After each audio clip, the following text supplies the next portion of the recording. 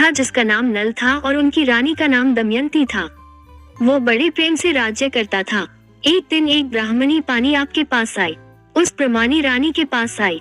उसने गले में पीला डोरा बांधा था। रानी ने डोरा देखकर उससे डोरे के बारे में पूछा तो वो बोली, डोरा दशा माता का है, पहनने से सुख संपत्ति अन्न धन घर में आता है। उसने रानी को भी एक डोरा दे दिया। रानी के गले में डोरा बंधा देख राजा नल ने उसके बारे में पूछा। रानी ने सारी बात बता दी। राजा बोले, तुम्हें किस चीज की कमी है? इस डोरे को तोड़कर फेंक दो। रानी ने देवी का आशीर्वाद कहकर उसे तोड़ने से मना कर दिया, पर राजा ने डोरा तोड़कर फेंक दिया। रानी बोली, राजन, यह आपने ठीक नहीं किया।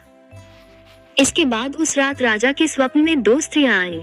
उन दोनों में से एक स्त्री बोली, राजा, मैं यहाँ से जा रही हूँ। दूसरी स्त्री बोली, राजा, मैं तेरे घर आ रही हूँ। राजा को लगातार यह सपना 10 से 12 दिनों तक आया। रोजाना ऐसा सपने आने से राजा उदास रहने लगा। रानी ने उदासी का कारण पूछा तो राजा ने स्वप्न की बात बता दी। रानी ने राजा से उन दोनों स्त्रियों का नाम पूछने को कहा। तब राजा ने उनसे उनके नाम पूछे तो जाने वाली स्त्री ने अपना नाम लक्ष्मी तथा आने वाली स्त्री ने दरिद्रता बताया। लक्ष्मी के जाते ही सब सोना चांदी मिट्टी हो गया।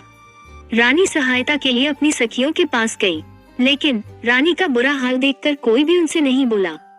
दुखी मन से राजा रानी 5 बरस के राजकुंवर के साथ जंगल में कंदमूल खाकर अपने दिन बिताने लगे। चलते चलते राजकुंवर को भूख लगी तो रानी ने कहा, यहाँ पास ही एक मालन रहती है जो मुझे फूलों की माला देकर जाती थी, उससे थोड़ा छाछ दही मांग लाओ। राजा मालन के घर गया। वो दही बिलो रही थी। राजा के मांगने पर उसने कहा, हमारे पास तो छाछ दही कुछ भी नहीं है। राजा खाली हाथ लौट आया। आगे चलने पर एक सांप ने कुंवर को डस लिया और राजकुमार की मृत्यु हो गई। विलाप करती रानी को राजा ने धैर्य बंधाया।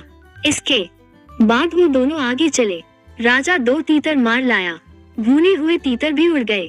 उधर राजा स्नान कर धोती सुखा रहा था कि धोती उड़ गई। रानी ने अपनी धोती फाड़कर राजा को दी। वे भूखे प्यासे ही आगे चल दिए। कुछ आगे चलकर राजा के दोस्त का घर आया। वहां जाकर उसने मित्र को अपने आने की सूचना दी। मित्र ने दोनों को एक कमरे में ठहरवाया। वहां मित्र ने लोहे के औजार आदि रखे हुए थे। दैवयोग से वे सारे औजार धरती में समा गए। चोरी का दोष लगने के कारण वे दोनों रातों रात वहां से भाग गए। आगे चलकर राजा की बहन का घर आया। बहन ने अपने एक पुराने महल में राजा और रानी के रहने की व्यवस्था की। सोने के थाल में उन्हें भोजन भेजा, पर थाली मिट्टी में बदल गई। राजा बड़ा लज्जित हुआ। थाल को वहीं गाड़कर दोनों फिर चल पड़े। आगे चलकर एक साहूकार का घर आया। वो साहूकार राजा के राज्य में व्यापार करने के लिए जाता था। साहूकार ने भी राजा को ठहरने के लिए पुरानी हवेली में सारी व्यवस्था कर दी। पुरानी हवेली में साहूकार की लड़की का हीरों का हार लटका हुआ था। पास ही दीवार पर एक मोर अंकित था। वो मोर ही हार निगलने लगा। ये देखकर राजा रानी वहां से भी चले गए। इस पर रानी बोलती है कि किसी के घर जाने के बजाय जंगल में लकड़ी काट बेचकर ही हम अपना पेट भर लेंगे। रानी की बात से राजा सहमत हुआ। दोनों एक सूखे बगीचे में पहुँचे।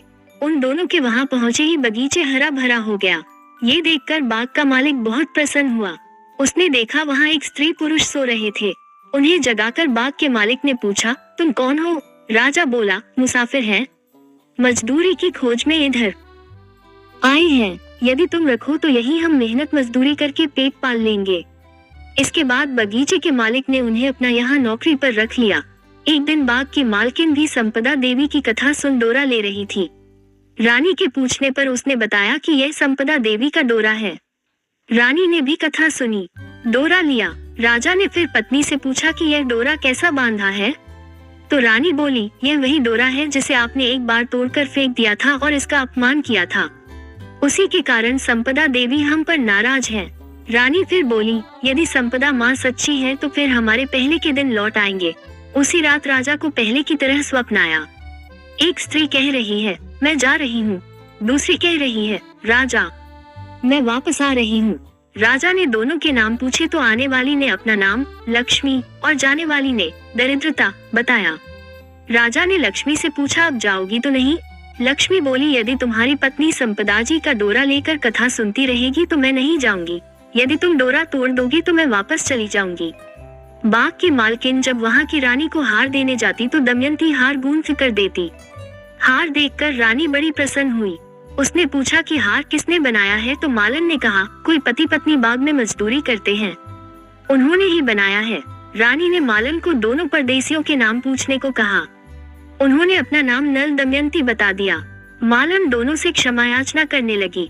राजा ने उससे कहा, इसमें तुम्हारा क्या दोष है, हमारे दिन ही खराब थे। अब दोनों अपने राजमहलों की तरफ चले। राह में साहूकार का घर आया। दोनों वहां साहूकार के पास गए। साहूकार ने नई हवेली में उनके ठहरने का प्रबंध किया तो राजा बोला, मैं तो पुरानी हवेली में ही ठहरूंगा। वहां साहूकार ने देखा दीवार पर चित्रित मोर नौल के हार उगल रहा था। साहूकार ने राजा के पैर पकड़ लिए। राजा ने कहा, दोष तुम्हारा नहीं, मेरे दिन ही बुरे थे। राजा आगे चलकर बहन के घर पहुंचा।